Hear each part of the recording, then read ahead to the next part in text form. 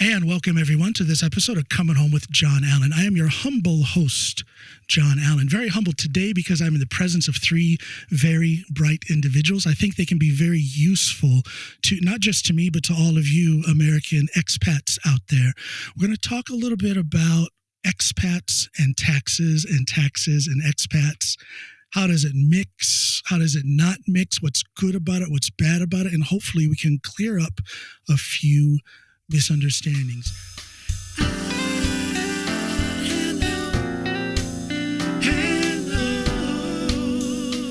This is the Coming Home Podcast with John Allen. I have with me Anthony Parent. He is the main voice behind the IRS Medic program on YouTube. We have John Richardson. I ask you to go to his webpage, citizenshipsolutions.ca, find out more about the work that he is doing. And we also have Keith Redmond, who is the voice and the face and the writing pen behind the Facebook group American Expatriates for Residency-Based Taxation. All three of you are doing very important work.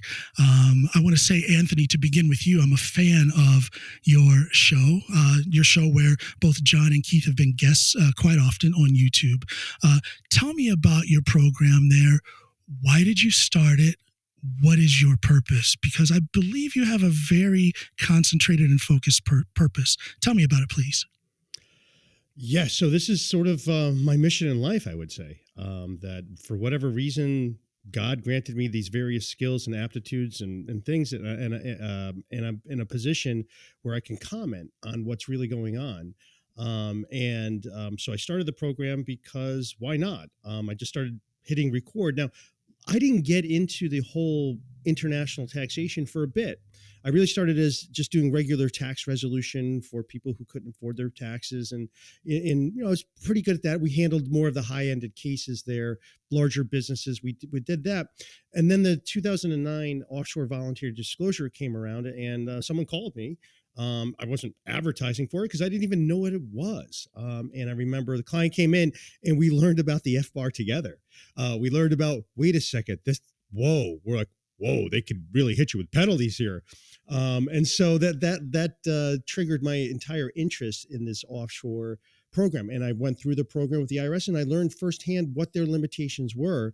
And how complicated everything was, and that the IRS itself really didn't know a lot of things, and they were making things up on the fly as they went along to deal with far more complication than anybody ever had to deal with. This journey of mine has enlightened me in a way that I don't think I would have gotten any other way. Oh, wow. And really, yeah, I am far wiser, far more measured, and seeing the world truly as it is. And one of the greatest awakenings that I've had is I was, I guess, a Republican. I'm not really anymore because both sides have sold out, their base, and it's a long time. So there's really not. That's really one of the key points that I want to make. There's no one in Washington, D.C. who's really on your side. They all are on the same team. How do we control others? And the number one way to control people is with the tax code. And that's really what we see. And it's a strange type of effort at control for American expats overseas. It kind of puts us in a light as if we are by default, as an expat, we're doing something shady with our money.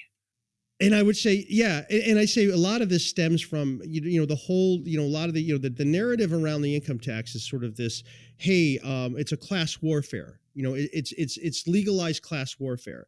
And it's a very clumsy way that this class is defined, because they look at it. Well, we want to go after wealthy taxpayers. Well, do you want to go after wealthy taxpayers or people with high income? Because they're two different things. They're not the same thing. And it's always about the wealthy. Hey, look, this is going to attack the wealthy. And that's how the income tax in 1913 was allegedly passed, was like, it's a promise. We're only going to take a little bit from the wealthy, and then we're going to create a utopia. And now, 110 it's a great years idea. later, Yeah, well, I don't know about that. I mean, I don't think it was really ever. I was trying to I mean, provoke that. that has no chance. I was trying to provoke that part of you that's still Yeah. Republican. Yeah, it has no chance. Well, I mean, you see, if you are looking, and I would say, if you are looking for a better world, the income tax is not going to get us there. No. It hasn't done it, and it will never get us there. It can't get us there. No. It's really just a way, because its entire design, it's founded on a lie. That's really what it is. It's founded on a lie that if this is something that we want, and will accomplish the objectives that people actually want, when in truth, it only serves people in Washington, D.C. Yeah. Those are the only people who benefit from it. And also and this is, I would say, something else that drives me, is the tax industry itself is, co-opted. They donate money to Republicans and Democrats to create more complicated tax situations so they can charge their clients more. Hey, you better watch out for the IRS. They're really crazy. They're really going to come after you. Yeah, and it goes to say, the more confusing the tax code is to the regular folks out there like me, the more we're going to have to pay to those tax preparers. So that lobby is pretty powerful, and unfortunately very effective. Absolutely, yeah. And I mean, there's no question that they do it. Yeah. And they go, it's amazing. You just look at their donations and look what they say. And, you have the revolving door. You have the revolving door with the IRS and these big tax. And our current commissioner comes from Big Four. Yeah. They all do. They always do. Yeah. Amazingly. Yeah. It's like, wow, the only people you can find to run the IRS come from the largest accounting firms that, they don't have really the experience with individuals. But wow, that's amazing. And so, that's again and again, and it doesn't matter whether it's a Democrat, Republican, Trump appointed, some Big Four guy too. That tax thing is going to go the way it has gone for decades, and there's not going to be any meaningful change. Right. Keith, I think that, Keith, you are very good at telling the truth about that lack of meaningful change. Your Facebook group, American Expats for Residency-Based Taxation, you put the truth out there. You shine a light on the system and how it's broken. You warn people about the dangers of the current system, and to varying degrees, you give advice to people concerning that. Keith, tell me more about the work that you're doing in your group, which I am a huge admirer of. Yeah, no, it's interesting because I kind of fell into this over, about 13 years ago, just with the advent and the implementation of FATCA, which really brought to the forefront the unique situation of how the U.S. imposes its tax code outside the U.S. on tax residents of other countries. Many people call it citizenship-based taxation, and how it adversely affects a number of different populations overseas. I know we talk about expats, but I usually use the term, Americans overseas, and they fall into some different buckets. You have the short-term expat, who it really doesn't bother them because they're only on assignment overseas for a few years, and their financial center of gravity is in the United States, and they're going to be going back there. So they're not really that target audience. I kind of look more at the American emigrants with an E, those Americans who are permanently living overseas and where their financial center of gravity may be in their current country of residence or countries of residence. They may have moved from one country to another. And then the other population that really didn't exist in name before FATCA is the accidental American population. Tell us what an accidental American is. There are some people I see in my circle of friends, they don't understand exactly what that is. Can you talk about that, please? Well, sure. I'll give you the classic example of an accidental American. So let's take a French couple. They are living in the United States for whatever reason. They're in school, working, and they have a child, and that child is born in the United States. As a result of that child being born in the United States, they're obviously French because they both have French parents. He has French parents, but he's also American because he was born on American soil. So as a result of having that U.S. citizenship, he is beholden to the U.S. tax system for the rest of his life. Now, it really wasn't that much of a problem until you fast forward 30 plus years. And, well, no, let me back up for a second. So that couple moves back to France with that child. And that child is raised in France, speaks French, doesn't speak English, may or may not have a US passport, may or may not have a social security number. And you fast forward and they get that FATCA letter in the mail from their bank because they've been identified as a US person. So as a result, they either have to provide a social security number or a certificate of loss of nationality, meaning that they renounce their citizenship. And they may not have a social security number. They know nothing from nothing. Right. But they've been identified as a US person, and they are someone, even though they may have left in diapers in the United States, they are required to file and pay any taxes owed to the United States for the rest of their lives. So that's the classic example of an accidental American. So what would you advise them to do? Throw that letter in the garbage when it comes? Well, and just I think move on it with their depends. life? Yeah, I mean, I think it depends on the situation and on the bank. Sometimes if they have a social security number, they will provide it to the bank and then just move on with their lives because they have no center of financial gravity in the U.S. They have no familial ties to the U.S. They have nothing in the U.S., nothing at all, and they just move forward. Others, if they don't have a social security number, well, that gets a little, depending on the bank, a little bit dicey. Sometimes they can self-certify that they are not a U.S. person and they explain why, and the bank may or may not accept that, and they may or may not be able to move forward. Other times they would have to actually renounce and pay the $2,350, get that CLN to satisfy that bank or any future banks, institutions that they may be coming in contact with moving forward. So it creates quite a situation. I certainly, advise. I help them navigate. I give them the options of what's there and what the pluses and minuses are for those options and what the risk level, the real risk level for those options. And that's whether that be an accidental American or an American immigrant who has not been in the U.S. tax system at all or hasn't been in the U.S. tax system for 20, 30 years. Well, John Richardson from citizenshipsolutions.ca. John, what kind of situations do you come across as an attorney? There's a lot of us out there. I can just speak for the American expat community here in Norway. There's a lot of people who have no idea what FBAR or FATCA is. They get these intimidating letters from their Norwegian bank, and they freak out, and their first inclination is to comply, but they don't know how. Maybe after a moment of frustration, they start thinking about, well, let me just get rid of my U.S. citizenship. Can you talk a bit, John, about the real life implications or the real life results of some of this confusion, some of the myths out there, and some of the destructive consequences of the current United States tax code? Well, it is incredibly destructive, both in terms of how it impacts the sovereignty of other countries and how it impacts the individuals involved. Good point. I didn't think about the sovereignty issue, but of course that's there. Yeah. Second, I mean, I think that's maybe a part two to your question, but to be very clear on the answer to your question, this is absolutely destroying people's lives. It is leaving them with psychological and emotional scars forever that they may not be able to recover from. And I think, when somebody approaches you with this situation, I think that the key point is that people need to respond to this situation and not just react. Okay. When people react, they do things without thinking clearly and without sort of measuring their response over a period of days to see if that's what they really want to do.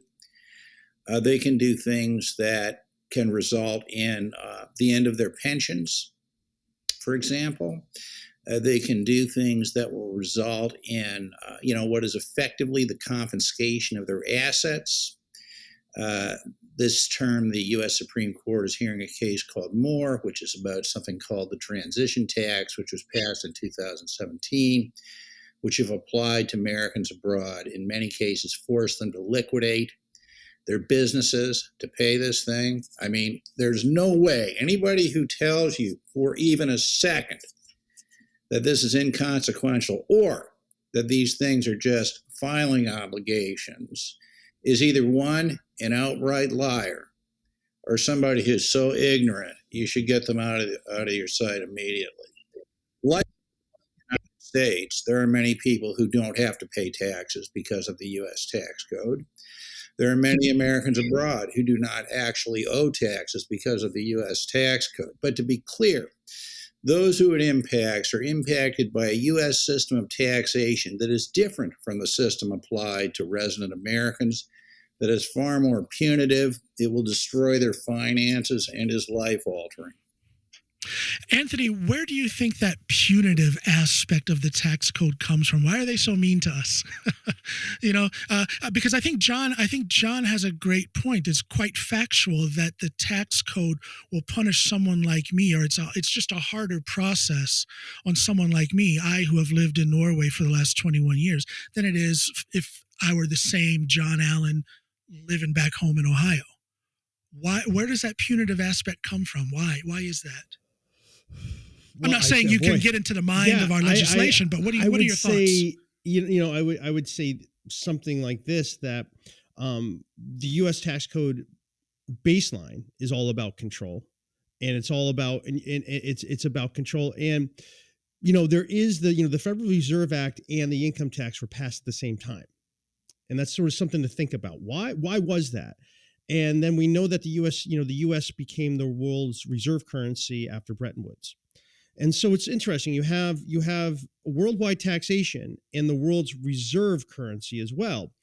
And some commenters say, that the purpose of the tax code isn't really to raise revenue. It's to destroy excess dollars that the Federal Reserve creates. And so that's really what it's there to do, so that hyperinflation doesn't occur. So it's what I would say is it's really about control, without making it look like you're trying to control people. That it gives it's just an income tax. Well, it's actually an income tax, and this is if I'm going to write a new book, maybe I'll do it with John, because the idea certainly comes from him. Is that the real Constitution of the United States of America is no doubt the U.S. tax code, and a little bit more than that. It's how it's not necessarily the code, but what the IRS says about what the code is. And because taxes are so complicated, this is just something I've always recognized in any situation. If I sometimes I'm asked to join, say there's a divorce proceeding, okay? And people want to know, okay, what should we do here? Whatever I say, everybody's going to say, okay, yeah, that's what we got to do. I'm always the one like, wow, I'm like, the amount of respect I get. But it's not really me. It's because the income taxes are so complicated. The courts themselves don't really understand it, don't want to understand it. In law school, my law school forced everybody to take federal income taxation. And we learned it more at that not the practical aspect, more the theoretical version. And that theoretical version that they taught us was kind of a complete lie. And it took me a little bit while to figure, wait a second. I mean, I understand that's what it is, and that's what we're conditioned to believe. But still, attorneys didn't want to even know that. Now, here's the look, I was in class with them. These are all people who are going to be future judges, right? Yeah, this is where they're coming from. I know what they don't want to talk about. I know that. Tax was the least thing. Tax is the thing that the people who have no other options go to, which is why I got into 2006. But that's really, I would say, the dynamic is something like this. It's that it's a way to, why it's so mean is because they can do it. That's why. And that the only reason why they haven't done it to people in the U.S. is because they can't do it yet. But everything, and this is always the concern, and my why I'm so passionate about this is that everything that you see happen to the expat, what they do, is something, it's their trial balloon to impose it on Americans. Well, yes, and isn't it also relevant to mention that there is very little representation for Americans overseas, so that by default, they just don't care as much about us. I mean, and this is people overseas, and this is really what you need to understand. As an American person, you exist to serve the federal government, and you serve them by agreeing to, here, take my money according to your complicated way. And, again, and really without the tax industry, it requires the complicity of a tax industry that's going to also not have the best interests of their government, but rather themselves, that say, hey, look, if the government passes this law, this compliance thing, this is good for me personally because I could charge a lot more money to people. And so so I would say the answer is why is it so punitive? Because of that private public conspiracy is why. And they're all designed to, and the code is designed to make it more expensive for you. And this is the thing to understand is that even if you don't owe taxes, you will have a tax preparation bill in the thousands of dollars if it's done correctly, just to prove you owe nothing. And where can that come from? What constituency would vote for that? The answer is it's senseless. Right? Yeah, it's Right. absolutely senseless. It's quite unfair. Unfortunately, it's the reality, but this reality is unfair and senseless. Keith, let me ask you something. This is going to satisfy my own curiosity, if I can be a little selfish. Now, Anthony and John are attorneys. You, Keith, are more, and this is not to diminish the work that you do. Like I say, I back what you do. I'm a big fan of what you do, Keith. But you're not an attorney. You're more of a everyman, average Joe, blue collar fighting guy on the streets. And I say that with the utmost of respect and confidence in what you're doing. Where does that come from, Keith? Why? What got you started in this work? Well, for many years I was in the pharmaceutical biotechnology industry, and specifically in France. I'm American, but I'm also French. And, what started it was the advent or the implementation of FATCA, because I saw at that moment that this was going to be a problem, first with the banks, but then again, the genesis of the problem is the way the U.S. taxes.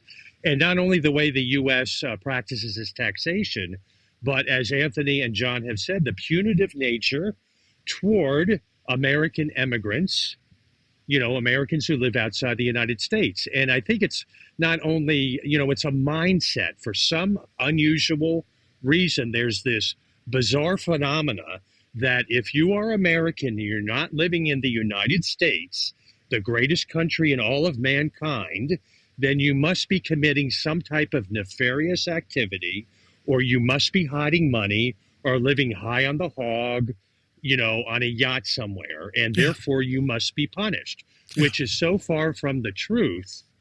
I can attest to that over these years with the people with whom I help navigate and help sometimes actually stay away from the U.S. tax system. Yeah. Right. Yeah. Exactly.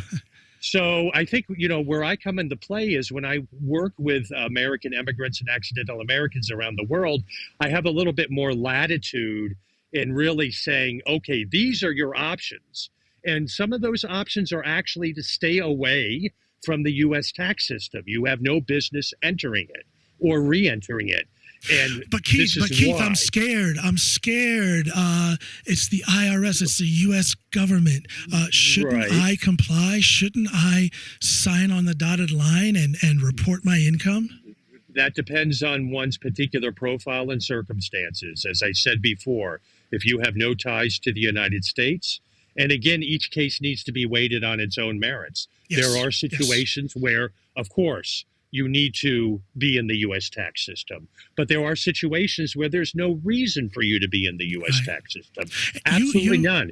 You very often tell people, without giving concrete advice, you tell them, stop, breathe, ignore the dogma out there, ignore the rumors, ignore the misinformation, and think through your situation. If you comply, what will that do to you? If you do not comply, what will that do to you? And I think that's you got to explore all your options, the pluses and minuses. And if you are complying, like, for example, if you're going to the Streamline program, you have to take a look at what does that mean in the immediate, and what does that mean moving forward every single year as you start to accumulate more investments, more wealth, more retirement, etc. So you have to not have fear be your bellwether. You really have to take a look from a critical standpoint, your situation. And that's what I help people do. Yes, and you do it well, and it's much appreciated. But here's one thing I want to push on you a little bit here, Keith. Okay. Challenge you just a little bit. I'm playing devil's advocate. Sometimes it's fun to do that. Sure. There's a group out there called ACA, American Citizens Abroad, and you have spoken out from time to time against some of the things that they say, and you have pointed out ways in which you believe that ACA does not, in fact, properly or sufficiently represent Americans abroad.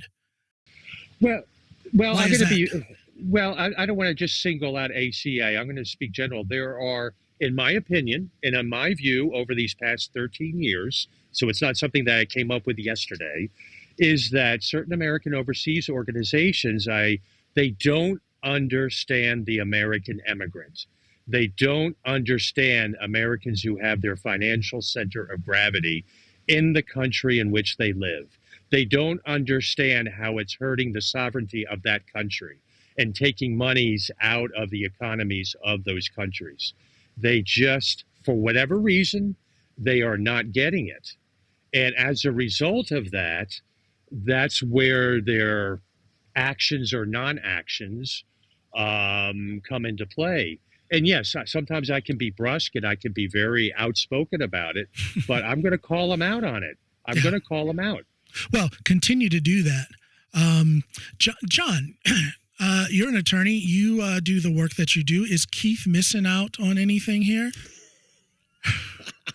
Missing out in what sense? I mean, Well, he's this brusque guy on the street, and he's telling people to just stop and evaluate their situation and don't rush into the system. Now, very often you'll see an attorney, some of the first evidence that attorneys will give is to get in line with the letter of the law.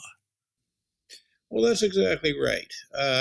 If you go to a lawyer, you go to an accountant, generally what they're going to do is they're going to read you the riot act, all right, in the sense that, here's what the law is and, blah, blah, blah.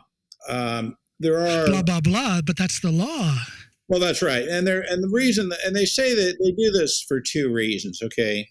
The first, well, at least two reasons, right? The first is that they are regulated by professional bodies, all right, that, generally create a presumption of being required to tell people what the law is. Okay, now that's somewhat different from telling them that they must comply, but I mean, they're required to tell them what the law is and certainly, tell them of the consequences of non-compliance, right? So that, that's the first. The second is that, I don't think lawyers and accountants in general have any understanding of this particular problem. All right.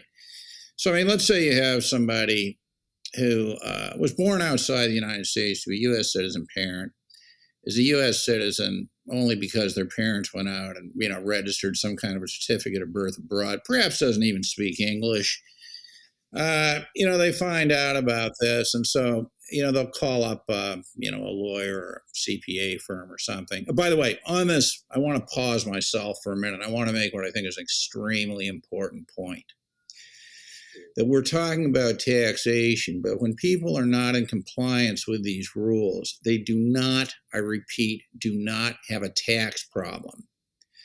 What they have is a compliance problem, specifically a non-compliance problem, and it needs to be evaluated in that sense, okay? So I do not think that a lawyer, and I'll commit to this, okay? I do not think that a lawyer is serving the interests of the client properly by simply telling them, what the law is and, and here's what happens if you don't comply. Because, the effect of this, it is, I mean, I agree that there's a range of people. I mean, the way I think this should be viewed from somebody, who was born in the United States and moved out of the United States at age 30 or something, with a history of being in the U.S. tax system, I think is probably quite different, from somebody who's never lived in the United States and doesn't speak English, for example. So I think that a good advisor in this area, I think has a moral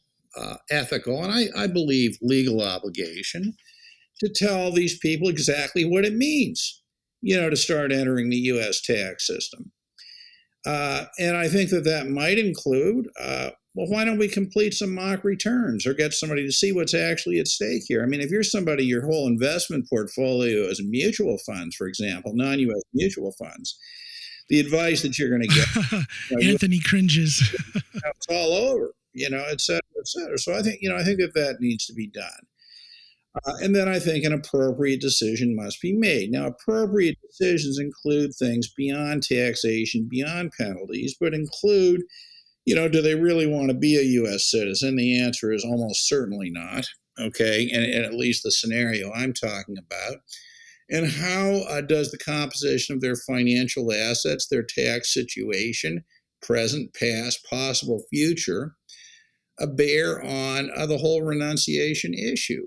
Are they in a situation where they can, it's always work, there's always going to be some expense, but exit the whole thing, legally and relatively easily in comparison to what it could be? Then that's what I think they should do. But generally, that's how I think an advisor should respond to this. Would you say that most Americans who live abroad and end up renouncing their American citizenship, most of them have tax compliance or the whole tax situation as a main part of that decision to renounce their citizenship?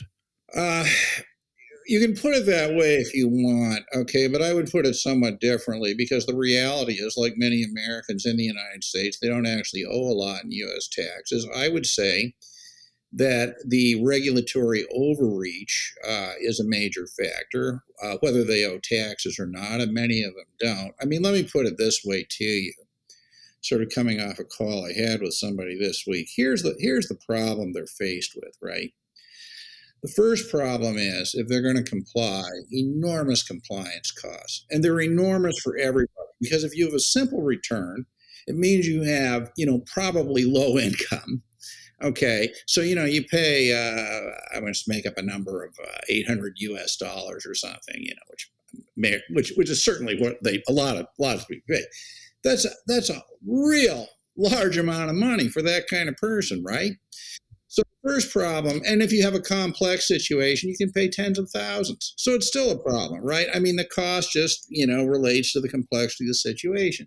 The second problem, and you think that's bad, but this is far worse. The second problem of this is that it forces people to think about this all the time, draining their mental productive capital into something that's just absolute total bullshit.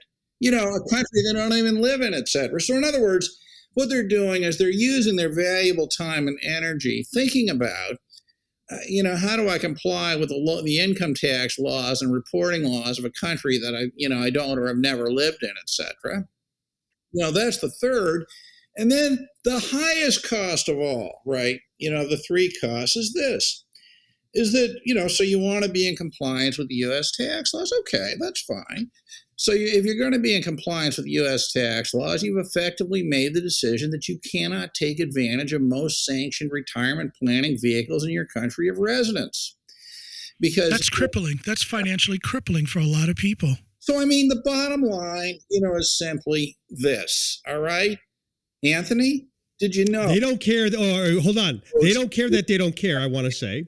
All roads lead to renunciation, yeah. Now, that's for the people who have no connection to the U.S. I think there's no doubt about it. So, my thoughts on it. Well, that's part of the punitive aspect of this. They comply for the purpose of renunciation, number one. Yeah. Okay. Or two, what they don't know, and I've seen this time and time again, is, somebody calls you, I don't want to come into compliance. I say, okay, here, I'll refer you, and, if you really want, I'll refer you to an accountant to help you do that, et cetera. But what I know that they don't know is that entering the U.S. tax system is the first step towards renunciation, because they know, they'll learn the effects of it, right? Yeah, real quick. yeah. It's John Richardson bringing a taste of a Pentecostal preacher in his enthusiasm when he speaks about this issue. No, no. I love it. It started off with your microphone being too low, but we hear you loud and clear now, brother. Look, this is the simple fact, or should I say the fact of the matter. And the rest of the stuff that's spun online, from these accounts, et cetera, is pure theoretical fantasy. Yeah. If I just can comment on I just want to comment, Keith does such a valuable service, because one of the easiest things to do as a tax attorney is I could scare anybody into hiring me. I could do it. Sure. And yeah. if I want to throw that fear, doubt, and uncertainty at you, you won't be able to keep up. You're going to write a check. Okay, just make the pain go away. Yeah. The problem with that is now you have a client who is so fearful they can't think. They can't even think. And that's why I never want to have a client like that. I want you to be very sober. This is what you want to do. Okay, great. Let's do it because we're going to do it. But I don't want to be. And right now, and it still happens, you'll find someone, oh my God, I'm not in compliance. They call, and you're gambling, you dial.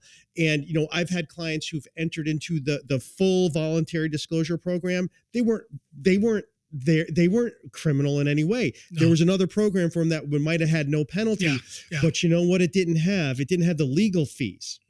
That so it's just heartbreaking. And there's that lobbying force that puts a lot of spin on this to generate what? Cash for certain institutions and individuals. And it really comes down, there's one, unfortunately, there's one, I really care about these people. And, imagine this, you inherit, a couple $1 million from your dad who worked his whole life. This is your entire retirement. You're near the end of your life and, your health isn't 100% great. You read about this, you freak out. You're like, oh my God, I'm going to go to jail. I'm going to go to jail because that's what the IRS is putting out there. They're putting that out there. You I better call the best attorney I can. And they're saying, oh yeah, you're going to go to jail. So you better do this. You go ahead and do it. And now you've countered the IRS that takes your entire wealth. Well, what was the point of doing that? Yet again, another punitive aspect of the system as it stands right now. I want to ask you something, Anthony, in closing. This is also a little bit of a question for you, John. I believe you, Anthony, were the first one to quote Mr. John Richardson when he said, and I quote, "The values of a country are revealed by its tax policies." Yeah. Tell me about that line. That's a powerful... That somebody should put that in a frame. Yeah, no, I got to do that. I got to do that. That is such a brilliant statement. And I would say this, well, we're a country that believes in American exceptionalism. We actually believe that. We actually believe that there's a thing called American exceptional and that we are actually better than everyone else. And doesn't that manifest itself when when the IRS can actually go to banks in other countries and say, if you don't do this, that, or the other, this is what we're going to do against you? Exactly. And so exactly right. And it's that American exceptional arrogance. It's so arrogant to and smelling your own farts here. Seriously. It's a big world out there, and we're the ones convinced we know the right way to do everything, and everyone else in the world is stupid. Therefore, we can control them. And that is really the American exceptional mindset, and that is obviously manifesting in the tax code and how it is pushed around the world. One quick subject, if we can use with maybe 5 minutes on this. I'll start with you, Keith. There's a bill that has been introduced in Congress, and this bill claims to make the whole tax compliance, tax filing situation easier for Americans overseas. Tell me about this bill, Keith, and tell me if it does, in fact, make things easier, please. Sure. I'm going to leave the meat and potatoes to John and Anthony because they'll explain it better. But this bill is not a tax simplification bill. It still supports citizenship-based taxation with a carve-out for certain Americans overseas. The people I deal with who are American immigrants and who are accidental Americans, and those who are not in the U.S. tax system, this bill does not help them. It does not help them at all. Well, what does the bill claim to do?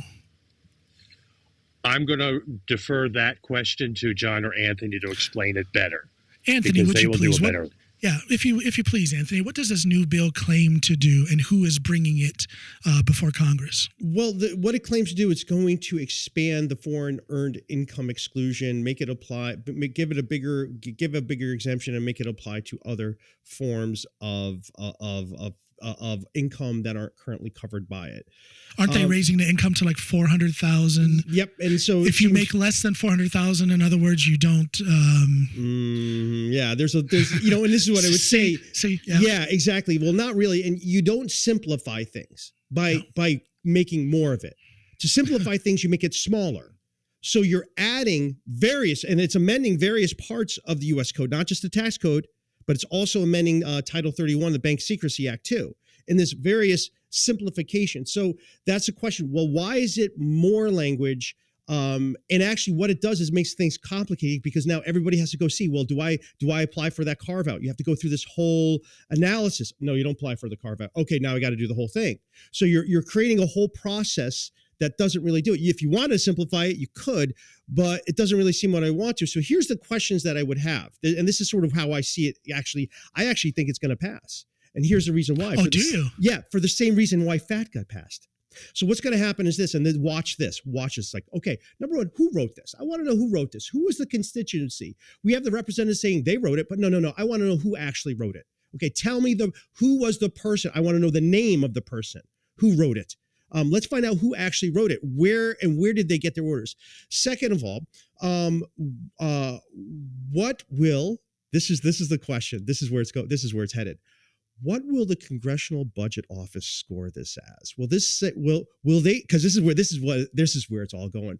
Will they score this as costing lost revenue, or will they say, oh, actually, this is a good law because it's going to increase revenue? Now, I'm going to go with the second, that the CBO is going to score this as a revenue increaser, the Tax Simplification Act. And the reason why is because hidden in there is a expanded FATCA penalties and expanded things covered by the FBAR, that the penalties, and they're saying, oh, well, we'll make a simpler report, but what they're doing in there too is they're adding additional penalties. So what will happen is the Congressional Budget Office say, oh yeah, hey, look at this penalty. Hey, we think you had it good before. This is even better. This is even a better penalties regime for the IRS. So the CBO will score it as a revenue increaser. So now that is the reason why it will pass, because our Republicans friends will come along and say, hey, look, we have a new spending bill. We need some offsets. Oh, hey, this is a revenue raiser. Let's put it in. No one's going to read it. They'll just accept the Congressional Budget Office belief that it will increase revenue, which is sort of conflicts with I thought this was supposed to be a tax simplification. Right. So it's in no way, shape, or form any more simpler. That's just a lie. And I will likely pass because the CBO will score it as a revenue raiser. And this is how they got FATCA through. FATCA got through because it was going to raise all this revenue. Of course, none of it happened. It didn't happen. Everyone else had to board, all these banks and individuals had to bear these costs that didn't result in additional revenue to the government. But that, just because it completely violated, it completely ran against the CBO's projections, is not a reason why it would be ruled unconstitutional or deemed unworthy. The lie is, they put the lie out there. This is what it will raise. Yep, we'll offset more spending. And yet for some reason, federal spending goes up and up and up. And this is through the PAYGO budgeting act, that if you have an additional revenue, you have to come up with savings. And so that's what I really look this to do. And so, there's more thought behind this than you think. Let me get a quick comment from you, John Richardson. If you can keep it to 60 seconds or less, if you would, please. Support, contrarian thought. What do you think about what Anthony just said in his description of what this new bill will do? Agree or disagree? Let me just say what it's about and why it's not going to work, okay? Number one, the only real benefit for individual taxpayers is that the foreign earned income exclusion has been expanded to include things like unemployment benefits, okay? So it expands the type of income that's covered under the foreign earned income exclusion, but leaves the amount intact. So for that small group of people, there's a benefit. On the filing thing, the simplified filing, it applies only to people with gross income of less than $400,000 and who do not owe any U.S. tax. Pause. But the income type that is still very clearly taxable are things like GILTI, PFIC, et cetera, are things that are specifically designed to generate U.S. tax on expats. So I don't think it's going I don't think it's going to be helpful for that reason. Thirdly, you still have to go to an accountant to figure out whether you owe the U.S. tax. I mean, at best, it's just a different form you file. So, although do you think it's going to pass? Do you think this is going to pass? I'm sorry to interrupt, but we got to wind it up a little bit. Do you think this bill is going to pass, John? The Republicans control Congress. How can it pass? It's a bill coming from a Democrat. Oh, we're going to have a bet, John. I'll bet you. Okay, whatever. I mean, well, it'll be exciting to see. Regardless how it turns out, it will be exciting to see. I'm sorry, but I have to cut this a little bit short. This is the kind of discussion that could go on for at least an hour. Now, my episodes tend to go long. I want to invite all three of you back to kind of expand on this topic. So I want to say to my viewers and listeners, keep watching, because this kind of conversation, this exact conversation, we will get into it again in a more long form format of at least an hour, because there's so many questions that pop up in the minds of people. This is my third episode, I believe, on this issue with John Richardson and Keith Redmond. I welcome you for the first time, Anthony, but this is a repeating theme that I have, and these conversations get a lot of responses because people are confused, people are scared. If I may just briefly interject, and just to say, please. John, Anthony, and I do a weekly podcast on these issues as well, and you can get those over at IRS Medic on the YouTube channel. So we do great channel, people. It's a great channel, people. I strongly recommend you go there and check it out. If you have any questions about these kind of things, these guys cover it on that podcast. IRS Medic on YouTube.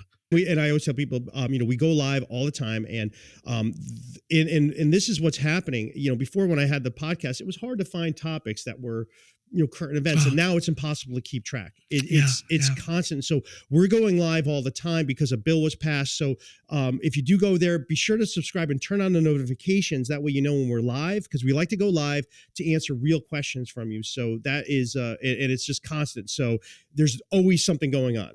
I want people to stay here and watch me and listen to me, but I also want to tell people the truth, which is the format that you three have on your podcast is excellent. You guys answer so many questions, and you put it out there in practical terms that are easy for people to understand. I want to reiterate that. It is easy for people to understand the knowledge that you three put out there. A lot of people, when they think taxes, IRS, it's confusing, it's crazy, it's hard to understand, and it is all of those things. However, there are people like you three out there who lay it out there in an understandable format. I appreciate you guys. I know my viewers and listeners will appreciate you guys if they go over to your podcast on YouTube, IRS Medic. I want everybody also to go to Facebook to Keith Redmond's Facebook group. That will be a link to that in the description of this episode. You guys can also check out John Richardson on his website, which I will also put in the description of this episode. Thank you three for doing this. Thanks a lot. Stick around for a couple more seconds. I want to talk to you guys on the other end. Thank you everybody for watching and listening to this episode of Coming Home with John Allen. Remember, go to my website, johnallenpod.com. That's JohnAllenPod.com. That's where you can find all of the work that I do. And don't forget my audiobook. You want to know more about me, who I am, and why? It's all there in the audiobook. It's me reading it to you. I write a chapter. I go immediately to the microphone. I read it in. You pay only $5 a month, and you'll get a new chapter every week. Check it out. Thank you for your support. Go out there, love and be loved, and enjoy the process. Thanks, everybody.